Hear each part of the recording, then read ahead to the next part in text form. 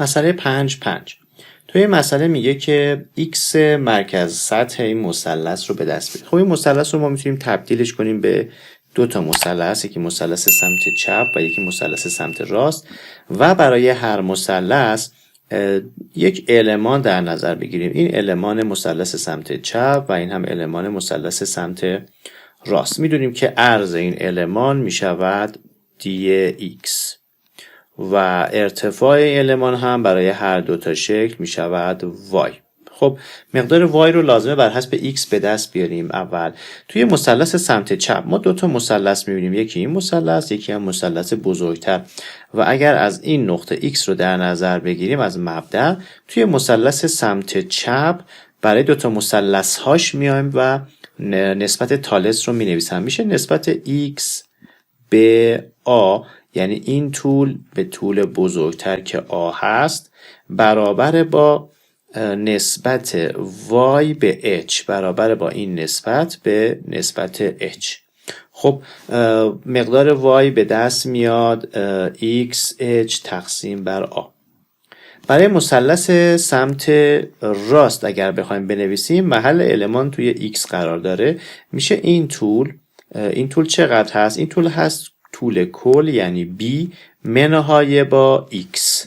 پس میشه قاعده مثلث کوچکتر که هست B منهای X به قاعده مثلث بزرگتر، یعنی به این طول میشود B منهای A. پس B منهای X تقسیم بر B منهای A برابر دوباره Y به H. پس مقدار y برای مثلث سمت راست میشه h در b منهای x تقسیم بر b منهای a. خب حالا میایم سراغ مرکز سطح. برای محاسبه مرکز سطح، برای محاسبه x بار مرکز سطح، میتونیم از رابطه ax بار برابر با انتگرال xc دی آ استفاده کنیم، و چون ارتفاع المان ها رو پیدا کردیم بر حسب y، میتونیم y رو ضرب در دی x کنیم برای هر المانی و مساحتش رو به دست بیاریم. خب آ چیه؟ آ مساحت کل شکل هست که میشه قاعده ضرب در ارتفاع تقسیم بر 2. پس سمت چپ رو من میتونم بنویسم b آ تقسیم بر bh تقسیم بر 2. BH تقسیم بر 2 قاعده ضرب در ارتفاع تقسیم بر 2 ضرب در x باری که میخوایمش برابره با سمت راست انتگراله. خب مثلث سمت چپ میشه انتگرال x ضرب در دی آ. مساحت المان چی میشه؟ میشه y ضرب در دی x. پس میذارم ضرب در x h a دی x. ضمناً x هم از 0 تا a تغییر پیدا میکنه. به اضافه حالا مثلث سمت راست، انتگرال از a تا b، این دفعه از a تا کل که b هست، از a تا b x ضرب در، خب yش میشه h ضرب در b منهای x تقسیم بر b منهای a دی x. خب فقط کافیه این انتگرال ها رو محاسبه بکنیم. خب من میام از طرفین مقدار h، چون یک عدد ثابت هست، از طرفین مقدار h رو ساده میکنم. خب سمت چپ میشه b دوم x x بار مساویه با سمت راست انتگرال 0 تا آی x2 تقسیم بر a دی x به اضافه با انتگرال از a تا b. x رو توی پرانتز میخوام ضرب بکنم، میشه bx تقسیم بر b منهای a dx منهای انتگرال از a تا b x2 تقسیم بر b منهای a dx. این انتگرال سمت راست رو، فقط x رو داخل پرانتز ضربش کردم. خب حالا میام سراغ انتگرال گیری. سمت چپ b2 x بار برابر با، خب سمت راست رو انتگرال بگیرم، میشه x3 تقسیم بر 3a از 0 تا a بایستی انتگرال بگیریم به اضافه با bx2 دوم در b منهای a از انتگرالش رو دیگه نذارم، از آ تا بی بایستی انتگرال بگیرم منهای با x3 تقسیم بر 3 در بی منهای آ از آ تا بی انتگرال بگیریم. اگر این انتگرال ها رو بتونیم حساب بکنیم میشه مقدار x بار رو به دست آورد. خب بریم یکی یکی این انتگرال ها رو جایگذاری بکنیم. سمت چپ که b دوم در x بار هست، سمت راست آ رو جایگذاری بکنیم، میشه آ3 تقسیم بر 3آ. خب آ3 تقسیم بر 3آ هم میشود آ2 تقسیم بر 3. یه مرتبه بنویسمش آ2 تقسیم بر 3. این آ توی مخرج ساده میشه باش. آ2 تقسیم بر 3. صفر رو جایگذاری بکنیم، صفر خواهد بود. پس هیچی به اضافه با. برای دومی بی رو جایگذاری بکنم، میشه b3 تقسیم بر 2 در بی منهای آ. حالا آ رو جایگذاری کنیم، منهای با بی آ2 تقسیم بر 2 در بی منهای آ.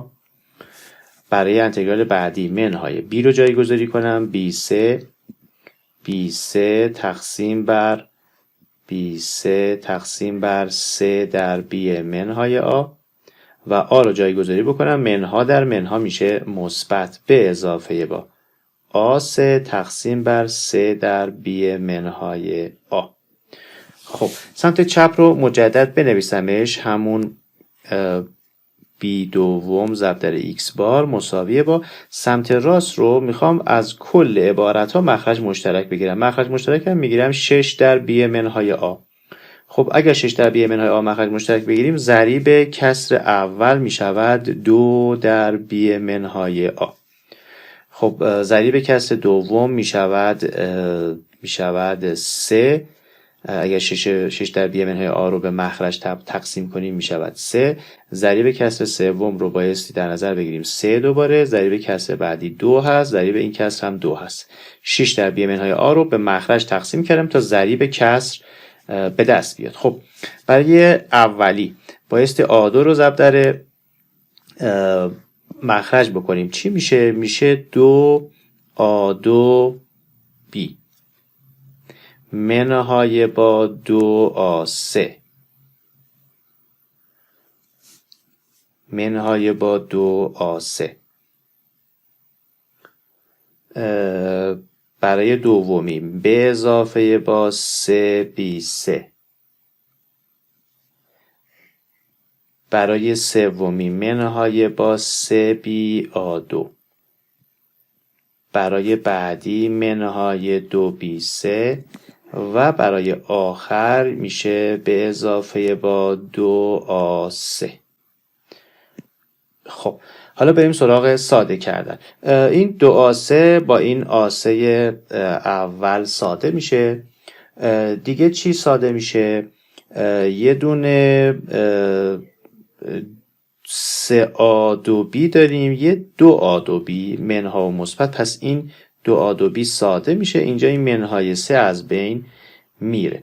دیگه یه منهای 2 b3 داریم، یه دونه 3 b3، این منها از بین میره. اینجا این به اضافه این هم از بین، این 3 این هم از بین میره. خب پس سمت چپ که همون b2x بار، سمت راست چی باقی موند؟